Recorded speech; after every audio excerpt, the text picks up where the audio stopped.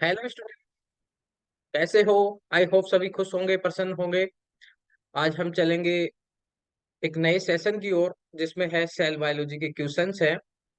पिछले अपने जो सेशन था उसमें अपन ने बात की थी इम्यूनोलॉजी के कुछ क्वेश्चंस की, और आज मैं लेके आया हूँ आपके लिए सेल बायोलॉजी के क्वेश्चंस। ओके, तो ऐसे ही मैं आगे भी और सेशंस अपन कंटिन्यू रखेंगे इन सारे सेशंस को।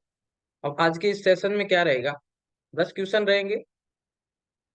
ठीक है, 10 क्वेश्चन होंगे और इसका आपको टाइम मिलेगा 10 मिनट्स। ओके, तो अभी देखेंगे, हर एक क्वेश्चन को देखेंगे, हर एक ऑप्शन को। तो अच्छे से आप चैनल से जुड़े रहिए, और आगे भी ऐसे वीडियो आपको मिलते रहेंगे। हमारा एक और जो कि एप्लीकेशन है ईयू बायोलॉजी, ठीक है, वहां से इसका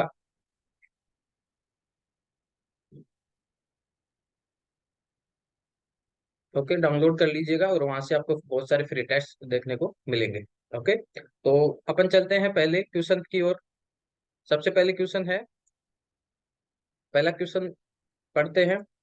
The cell organelle abundant in liver for detoxification of drugs and toxicants। Okay, पहला क्वेश्चन बोल रहा है कि जो ऐसा मतलब कि सेल ऑर्गेनल है जिसमें क्या होगा, जो कि लीवर में क्या पाया जाएगा, अबंडेंट होगा और डिटॉक्सिफिकेशन करेगा किसका, ड्रग और टॉक्सिकेंट्स का। तो देखते हैं ऐसा कौन सा ऑर्गेनल है। तो पहला ऑप्शन है गोल्जी कॉम्प्लेक्स। अब देखिए गोल्जी कॉम्प्लेक्स जो है वो कहाँ है, ये पूछ रहा है लीवर के अंदर। ठीक है, डिटॉक्सिफिकेशन में मैं आपको बता दूं कि डिटॉक्सिफिकेशन का जहां भी नाम आएगा ना, तो वहां पे एक तो एंडोप्लाज्मिक रेटिकुलम की महत्वपूर्ण भूमिका होगी। ठीक है, और कहीं कहीं क्या होता है, प्रोक्सी सोम का भी होता है। लेकिन ये पूछा है लीवर में डिटॉक्सिफिकेशन, तो यहाँ पे आ जाएगा। अब ईआर में भी कौन सा होता है, एक तो स्मूथ होता है और एक रफ होता है। ठीक है, स्मूथ SER और रफ RER। ठीक है, तो ड्रग्स का जो डिटॉक्सिफिकेशन होता है वो कौन करता है, स्मूथ एंडोप्लाज्मिक रेटिकुलम। तो याद रखेंगे कि अब लीवर में डिटॉक्सिफिकेशन कौन करेगा, SCR। तो अपन चलते हैं ऑप्शंस की ओर। पहला है गोल्जी कॉम्प्लेक्स, तो ये तो नहीं होगा। दूसरा है लाइसोसोम, ये भी नहीं होगा। पोलिसोम, पोलिसोम आपको पता ही है, पोलिसोम क्या होता है, बहुत सारे जो राइबोसोम है जो क्या करते हैं कि mRNA पे जुड़े होते हैं। ठीक है, फिर प्रोटीन का निर्माण करते हैं। तो बहुत सारे जो राइबोसोम है अगर mRNA पे जुड़े हैं ऐसे श्रृंखला में, ये अपना mRNA है, इसे बहुत सारे राइबोसोम जुड़े हैं, तो इसको बोलेंगे पोलिसोम। ठीक है, तो पोलिसोम तो क्या करेगा, ये तो प्रोटीन निर्माण का काम होता है। ठीक है, तो इसका फोर्थ ऑप्शन है स्मूथ एंडोप्लाज्मिक रेटिकुलम, जैसे कि यहाँ पे अपन ने बात की। तो इसका राइट आंसर क्या हो जाएगा, smooth endoplasmic reticulum. Okay, I hope सभी को समझ में आया होगा। अब नेक्स्ट क्वेश्चन की ओर चलते हैं। Which organelle is not present in isolated cell protoplast. अब देखिए ये पूछा कि कौन सा ऑर्गेनल है कि जो आइसोलेटेड सेल प्रोटोप्लास्ट में नहीं पाया जाता। ठीक है, अब देखिए पहली बात तो प्रोटोप्लास्ट क्या होता है। ये मान लीजिए ये अपना क्या है, एक सेल है। ठीक है, अब ये सेल है तो इसके चारों ओर क्या होगा, एक सेल मेम्ब्रेन हो, सेल वॉल होगी। अगर प्लांट सेल है तो क्या होगी, सेल वॉल होगी चारों तरफ। ये हो गई सेल वॉल। ओके, ये अंदर सेल मेम्ब्रेन। ठीक है, अब देखिए प्रोटोप्लास्ट क्या होता है, जब अपने पास कोई सेल है उसके बाहर की जो सेल वॉल को क्या कर दे, रिमूव कर दे। इसको रिमूव कर देंगे तो वो बचा हुआ क्या हो जाएगा, जैसे कि यहां से मैंने सेल वॉल को हटा दिया, तो ये जो बचा हुआ भाग है, ठीक है, उसको बोल देंगे प्रोटोप्लास्ट। प्रोटोप्लास्ट। ठीक है, तो मैं इसको ये भी बोल सकता हूँ सेल विदाउट सेल वॉल। क्या बोल दूंगा, सेल विदाउट सेल वॉल। यहाँ पे मैं बता देता हूँ, सेल विदाउट सेल वॉल। ठीक है, इसको बोल देंगे प्रोटोप्लास्ट। तो ये पूछ रहा है कि प्रोटोप्लास्ट में क्या नहीं होगा, तो पहला ऑप्शन है न्यूक्लियस, ये गलत है। ठीक है, न्यूक्लियस नहीं होता, और ये पूरी सेल के चारों ओर अगर सेल वाला हटा देंगे तो उसको बोलेंगे क्या, प्रोटोप्लास्ट। दूसरा ऑप्शन है सेल मेम्ब्रेन, ये भी रॉन्ग है। साइटोप्लाज्म, ये भी रॉन्ग है। और फोर्थ ऑप्शन है सेल वाल। आपका राइट आंसर हो जाएगा फोर सेल वाल, क्योंकि सेल वाल हटा देंगे तो बचा हुआ क्या होगा, प्रोटोप्लास्ट। ओके, आई होप ये समझ में आया होगा। अब नेक्स्ट क्वेश्चन की ओर चलते हैं। थर्ड क्वेश्चन है कि which one of the following is membraneless structure. Okay, membraneless structure पूछा है इसने। तो हमने सेल बायो में पढ़ा है कि बहुत सारे स्ट्रक्चर हैं जो कि क्या है, मेम्ब्रेन लेस हैं, जिनके चारों ओर मेम्ब्रेन नहीं है।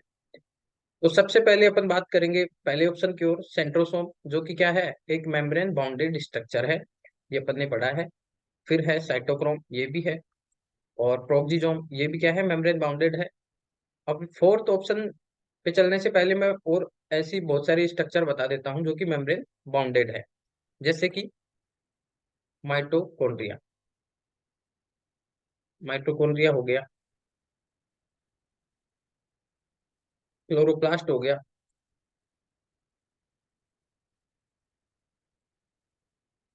ईआर हो गई, गोल्जी बॉडी हो गया। ठीक है, ऐसे ही बहुत सारे ये जो इतने बता दिए मैंने, ये क्या है सारे, मेम्ब्रेन बाउंडेड स्ट्रक्चर। अब एंडोसोम की मैं बात करूंगा, तो एंडोसोम क्या होता है, मेम्ब्रेन लेस स्ट्रक्चर होता है। तो राइट आंसर हो जाएगा अपना फोर। ठीक है, मेम्ब्रेन लेस स्ट्रक्चर पूछा है तो इसका राइट आंसर हो जाएगा एंडोसोम। चलो, नेक्स्ट क्वेश्चन है कि an organelle found in the cytoplasm of all eukaryotic cells containing oxidative enzyme capable of energy generation। अब बोल रहा है कि ऐसा ऑर्गेनल है जो कि कहाँ पाया जाएगा, साइटोप्लाज्म में ऑफ एल यूकेरियोटिक सेल में, सभी यूकेरियोटिक सेल के साइटोप्लाज्म में पाया जाएगा, जो कि क्या रखता है, ऑक्सीडेटिव एंजाइम, और किसमें कैपेबल है वो, एनर्जी जनरेशन में। तो ऐसा कौन सा ऑर्गेनल है, साइटोप्लाज्म में पाया जाएगा, सभी यूकेरियोट सेल के साइटोप्लाज्म में पाया जाएगा, ऑक्सीडेटिव एंजाइम रखता है और कैपेबल होगा एनर्जी जनरेशन में। तो देखो, एनर्जी जनरेशन की जहां भी बात आएगी तो अपने पास क्या होगा, माइटोकॉन्ड्रिया होगा। ठीक है, यहाँ पे एनर्जी जनरेशन होता है, क्लोरोप्लास्ट में भी होता है। ठीक है, माइटोकॉन्ड्रिया क्लोरोप्लास्ट में क्या होता है, एनर्जी जनरेशन होता है। अब अपन देखते हैं, और एक होता है प्रोक्सिसोम। ठीक है, यहाँ पे ऑक्सीडेशन होता है ना फैटी एसिड का, फैटी एसिड का ऑक्सीडेशन। ठीक है, आई होप ये चीजें क्लियर हुई होंगी। तो इन चीजों को ध्यान में रखना है कि कौन सा केस में, ये मैंने एडिशनल इंफॉर्मेशन बताई है कि कहाँ एनर्जी जनरेशन होता है। ठीक है, तो अब ऑप्शन की तरफ चलते हैं। पहला ऑप्शन है एंडोजोम, सॉरी एंडोप्लाज्मिक रेटिकुलम। तो एंडोप्लाज्मिक रेटिकुलम में क्या होता है, कोई एनर्जी जनरेशन नहीं होता है, और यहाँ पे ऑक्सीडेटिव। अब सेकंड ऑप्शन है गोल्जी बॉडी, ये भी नहीं होगा। थर्ड है लाइसोसोम। लाइसोसोम तो क्या है, आपको भी पता है कि ये आत्मघाती थैलियां हैं। मतलब कि यहाँ पे क्या होता है, लाइसोसोम में बहुत सारे एसिड हाइड्रोलाइजेज एंजाइम पाए जाते हैं, जो कि क्या करते हैं, उसमें स्टोर रहते हैं। और मतलब कि अगर कोई सेल है जो कि, इसको बोल सकते हैं कि किसी सेल को जो भी जितने भी वेस्ट मटेरियल हैं, यानी कि उसको डिस्ट्रॉय करना है, तो लाइसोसोम उसको, पाचक एंजाइम, डाइजेस्टिव एंजाइम्स इसमें पाए जाते हैं, जैसे न्यूक्लियोटाइड को करने के लिए, प्रोटीन को करने के लिए, कार्बोहाइड्रेट को करने के लिए, जितने भी एंजाइम है एसिडिक मीडियम में जो कि काम करते हैं, ठीक है, वो सब पाए जाएंगे लाइसोसोम में। ठीक है, ये भी नहीं होगा। अब फोर्थ ऑप्शन है प्राक्सिजोम। जैसे अब मैंने बताया कि प्रोक्सिजोम क्या है, फैटी एसिड का ऑक्सीडेशन करता है, और यहाँ पे एनर्जी जनरेशन भी होता है। तो राइट आंसर हो जाएगा फोर्थ। चलो, तो फिर नेक्स्ट क्वेश्चन पे चलते हैं। ड्यूरिंग इवोल्यूशन माइटोकॉन्ड्रिया में हैव बीन एक्वायर्ड फ्रॉम। अब क्वेश्चन है कि इवोल्यूशन के टाइम माइटोकॉन्ड्रिया कहाँ से आया होगा। ठीक है, तो देखिए, सबसे पहले जब इवोल्यूशन हुआ तो और के बैक्टीरिया थे। ठीक है, बैक्टीरियाओं में क्या हुआ, अब एक यूकेरियोटिक सेल आई, तो इन दोनों में क्या हुआ कि ये आपस में, और ऐसे मतलब माना जाता है कि जो बैक्टीरियाज थे वो, मतलब कि सेल द्वारा क्या किए, एनगल्फ कर लिए गए, और दोनों आपस में क्या साथ में रहने लगे, और उनमें क्या हुआ, फिर एक साइंटिस्ट ने दिया था, अ, एक थ्योरी दी थी, एंडोसिम्बायोटिक थ्योरी।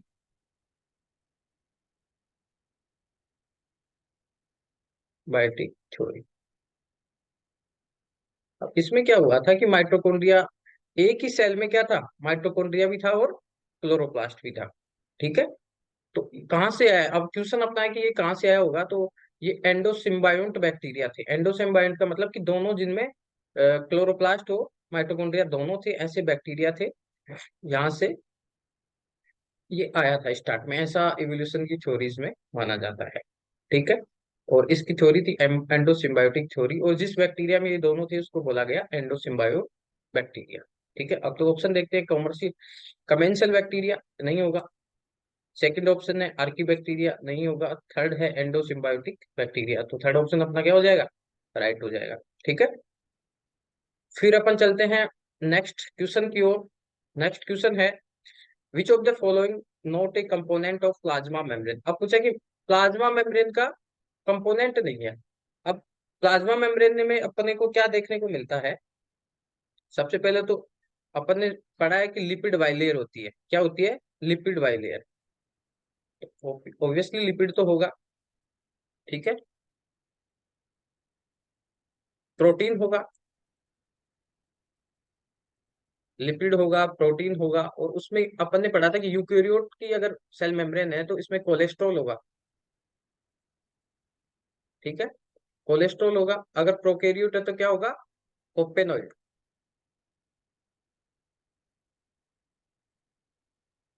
इसमें होगा ये प्रोकैरियोट में, और ये वाला होगा यूकेरियोट। ओके। ये बातें अपन ने पढ़ी थी। अब लिपिड में भी फॉस्फोलिपिड होते हैं, ग्लाइकोलिपिड होते हैं, बहुत सारे लिपिड होंगे। तो अपन देखते हैं, पहला ऑप्शन देखते हैं। पहले ऑप्शन में लिखा है फास्फोलिपिड, नॉट कंपोनेंट पूछा है, तो फास्फोलिपिड तो क्या है, कंपोनेंट है। ठीक है। हिस्टोन क्या है, हिस्टोन पाया जाएगा क्या, यहाँ पे तो हिस्टोन तो कुछ दिख नहीं रहा। हिस्टोन तो अपन ने पढ़ा है कि जो अपने पास क्रोमेटिन है मतलब कि अपना जो डीएनए है उसकी पैकेजिंग में काम में आता है हिस्टोन। तो यहाँ पे तो हिस्टोन तो कुछ काम नहीं आ रहा सेल मेम्ब्रेन में। अब इंटीग्रल प्रोटीन, अपन ने प्रोटीन भी दो पढ़े थे, इंटीग्रल प्रोटीन थे, एक पेरिफेरल प्रोटीन थे। तो ये तो इसमें है, प्लाज्मा मेम्ब्रेन में कोलेस्ट्रॉल है। तो कौन कौन हो गया प्लाज्मा मेम्ब्रेन में, फास्फोलिपिड हो गया, इंटीग्रल प्रोटीन्स हो गए, और कोलेस्ट्रॉल हो गए। तो और कौन नहीं है, हिस्टोन। तो हिस्टोन अपना क्या हो गया, राइट आंसर हो गया। ये सेल मेम्ब्रेन में, प्लाज्मा मेम्ब्रेन में नहीं पाया जाता है। ओके। किसमें हिस्टोन किसमें काम में आता है, अपना जो क्रोमोजोम है उसकी पैकेजिंग में। ठीक है। डीएनए पैकेजिंग में ये काम में आता है हिस्टोन। ठीक है। वहां पे दो प्रोटीन आते हैं ना, एक तो होता है histone protein, non histone protein. ठीक है। अपन ने फिर हिस्टोन्स के टाइप भी होते हैं। ओके। चलो वो वहां की बातें हैं, चलो नेक्स्ट क्वेश्चन पे चलते हैं। The major storage form of lipids. अब पूछा है कि लिपिड का जो मेजर स्टोर, अब लिपिड तो अपन ने पढ़े हैं ना, फास्फोलिपिड भी हैं, ग्लाइकोलिपिड्स भी हैं, तो उसमें मेजर कौन सा स्टोर रहता है, ये क्वेश्चन आया है। ठीक है। तो सबसे पहले चलते हैं अपन स्फिंगोलिपिड्स। देखो मेजर की बात करेगा ना, मेजर क्वेश्चन को एक तो अच्छे से पढ़ लेना है कि पूछ क्या रहा है। अपन क्या करते हैं ना, जैसे ही आया लिपिड आया और लगा दिए सीधा कि स्फिंगोलिपिड पाएगा, लेकिन ये मेजर फॉर्म पूछा है। ठीक है। तो मेजर फॉर्म क्या होता है, जो ग्लाइकोलिपिड्स होते हैं ना वो क्या होते हैं, स्टोरेज क्या होते हैं, स्टोरेज के रूप में, मेजर रूप में स्टोर रहते हैं। ठीक है। तो स्पिंगोलिपिड नहीं होगा, मेजर पूछा है, ग्लाइकोलिपिड होगा। ठीक है। थर्ड ऑप्शन कोलेस्ट्रॉल है, ये नहीं होगा। ट्राई एसिल ग्लिसरॉल, ये भी नहीं होगा। देखिए ऐसे क्वेश्चन में क्या होगा ना, अब स्टूडेंट्स जैसे ही क्वेश्चन आया लगा देगा कि स्टोरेज का फॉर्म पूछा है। ठीक है। ऐसे नहीं देखेगा कि मेजर पूछा है कि क्या पूछा है। तो यहाँ पे अच्छे से पढ़िए, ग्लाइकोलिपिड क्या होगा, मेजर स्टोरेज फॉर्म में पाए। ठीक है। नेक्स्ट क्वेश्चन की तरफ चलते हैं। Which of the following subcellular structure are not present inside the nucleus. अब पूछा है कि कौन सी सबसेल्यूलर स्ट्रक्चर है जो कि न्यूक्लियस के अंदर नहीं पाई जाएगी। ठीक है। अब देखिए ये, अब मैं थोड़ा सा ब्रीफली बता देता हूँ, यहाँ ये अपना न्यूक्लियस है। ठीक है। न्यूक्लियस में क्या होता है, न्यूक्लियोलस होता है। ठीक है। न्यूक्लियोलस होता है। इसके अंदर होता है माइटोकॉन्ड्रिया होता है। ठीक है। क्या होता है, माइटोकॉन्ड्रिया होता है। इसके अलावा अपन देखते हैं बाहर की तरफ क्या होता है। जस्ट इसके बाहर न्यूक्लियस की मेम्ब्रेन से जुड़ा हुआ ईआर होता है, गोल्जी बॉडी होता है, वोक्यूल होता है, लाइसोसोम वी। ठीक है, ये सारी चीजें तो बाहर होती हैं। अब अंदर की पूछ रहा है कि not present inside the nucleus, तो न्यूक्लियस के अंदर कौन नहीं पाया जाएगा? ईआर, गोल्जी बॉडी, ये सब लाइसोसोम ये नहीं पाए जाएंगे। न्यूक्लियस अंदर होता है, न्यूक्लियस पाया जाएगा, गोल्जी बॉडी नहीं पाया जाएगा। तो एक तो बी, बी हो गया, बी वाला देख लो। और पेरास्पेकल्स,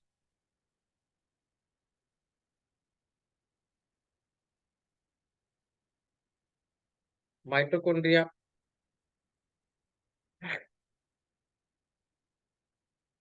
गोल्जी बॉडी अंदर नहीं पाया जाएगा। ठीक है, एक तो ये हो गया सही। न्यूक्लियस तो क्या होगा, अंदर पाया जाएगा, तो इसलिए ये गलत हो गया। ये अंदर, ये बाहर पाया जाएगा, ये अंदर पाए जाते हैं पेरास्पेकल्स।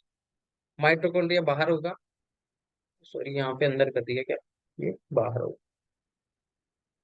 ओके, इसको करेक्ट कर लीजिएगा। और फिर है एंडोप्लाज्मिक रेटिकुलम। ठीक है, ये जो कि बाहर पाया जाएगा।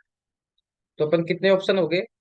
एक तो बी हो गया सही, डी हो गया, और ई। बी, डी और ई वाला क्या होगा, जो कि न्यूक्लियस में नहीं पाए जाएंगे, ऐसा ऑप्शन देख लीजिए। तो सेकंड इसका राइट आंसर हो जाएगा। ठीक है, नेक्स्ट क्वेश्चन की तरफ चलते हैं। टेलोमरेज एंजाइम इज, अब पूछा कि टेलोमरेज क्या है। पहले तो मैं बता देता हूँ इसके बारे में, बहुत सारी प्रॉपर्टीज में यहाँ पे बता देता हूँ आपको। टेलोमरेज क्या है? एक आरएनए है, इसमें क्या होगा, आरएनए और प्रोटीन, आरएनए और प्रोटीन से मिलके बना होता है, पहली बात। दूसरा ये क्या है, RNA dependent, RNA, RNA dependent DNA polymerase है।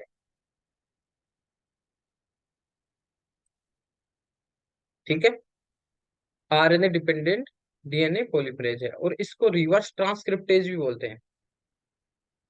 क्या बोलते हैं? रिवर्स ट्रांसक्रिप्टेज, रिवर्स ट्रांसक्रिप्टेज भी बोलते हैं। अब और ये क्या करता है ना, जब अब टीलोमरेज क्या करता है, टीलोमरेज शॉर्टनिंग के टाइम में ये क्या करता है कि जो टेम्पलेट स्ट्रैंड है उसके 3' पे बाइंड करता है, bind 3' end of template strand.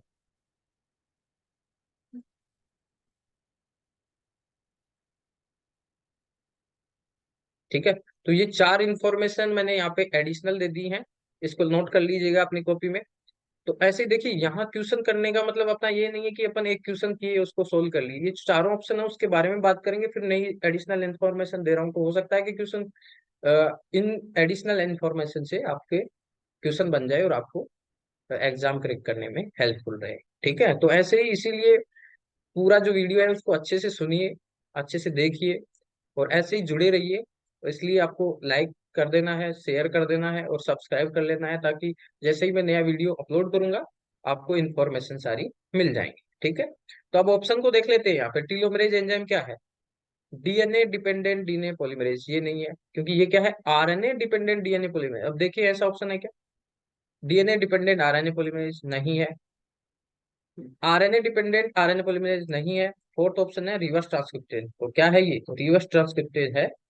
देखिए क्या है, रिवर्स ट्रांसक्रिप्टेज, तो राइट ऑप्शन हो जाएगा फोर्थ। ओके, अब अंतिम क्वेश्चन और लास्ट क्वेश्चन की ओर चलते हैं। तो देख लेते हैं क्वेश्चन को। Which of the following statement are correct, correct statement को आपको यहाँ पे चूज करना है। ठीक है, mitochondria and chloroplast contain DNA and associated with ribosome along with the enzymatic machinery of protein synthesis। ठीक है, ये बात सही है कि माइटोकॉन्ड्रिया और क्लोरोप्लास्ट कंटेन कर रहे हैं डीएनए और एसोसिएट रहते हैं राइबोसोम, जो कि एंजाइमेटिक मशीनरी है जो प्रोटीन सिंथेसिस की। तो पहला स्टेटमेंट क्या हो गया, करेक्ट हो गया। दूसरा स्टेटमेंट है mitochondria and chloroplast DNA but not make protein, ये बात तो गलत है। माइटोकॉन्ड्रिया और क्लोरोप्लास्ट में क्या होता है, प्रोटीन तो बनाते हैं ना अपना खुद का, तो ये स्टेटमेंट गलत हो गया। ठीक है, थर्ड ऑप्शन है mitochondria and chloroplast DNA sequence and ribosome present are more related to bacteria and cyanobacteria then the eukaryotes. ये बात तो अपन ने पीछे भी देखी कि एंडोसिम्बायोटिक थ्योरी में। एंडोसिम्बायोटिक थ्योरी क्या है कि उसमें क्लोरोप्लास्ट और माइक्रो जो एंडोसिम्बायोट बैक्टीरिया थे उनमें क्या था, माइटोकॉन्ड्रिया और क्लोरोप्लास्ट दोनों साथ में थे। ठीक है, ये रिलेटेड है, मोर रिलेटेड टू बैक्टीरिया, ये बात सही है। एंडोसिम्बायोटिक बैक्टीरिया था ना, तो उससे रिलेटेड है। And cyanobacteria then the eukaryote, eukaryotes की तुलना में वो उनसे रिलेटेड है, ये बात तो सही है। फोर्थ ऑप्शन है mitochondria chloroplast are distinct entities and can survive outside of the host. हाँ, तो ये बात भी सही है। ठीक है, अपन चलते हैं नेक्स्ट ऑप्शन की ओर। Neither mitochondria nor chloroplast contain all of the genes necessary for specify all the proteins present in the organelles. ये बात तो गलत है, वो तो स्पेसिफाई होता है उसके पास में प्रोटीन्स। ठीक है, तो अब राइट ऑप्शन देख लीजिए कौन सा हो गया अपना। राइट ऑप्शन हो गया ए हो गया, सी हो गया एंड डी हो गया। A C and D, A C and D right option हो गया। ओके, तो यहाँ से इसका आंसर हो जाएगा। तो आज के सेशन को अब हम यहीं पे खत्म करेंगे, और आप हमारे चैनल से जुड़े रहिए। ठीक है, बायोटेक यूनिवर्स से यहाँ पे मैं बहुत सारी और भी टॉपिक्स लेके आऊंगा, सारे एमसीक्यूज कराऊंगा जो कि आपको हेल्पफुल रहेंगे। और हमारा एक एप्लीकेशन है ईयू बायोलॉजी। ठीक है, वहाँ पे भी क्या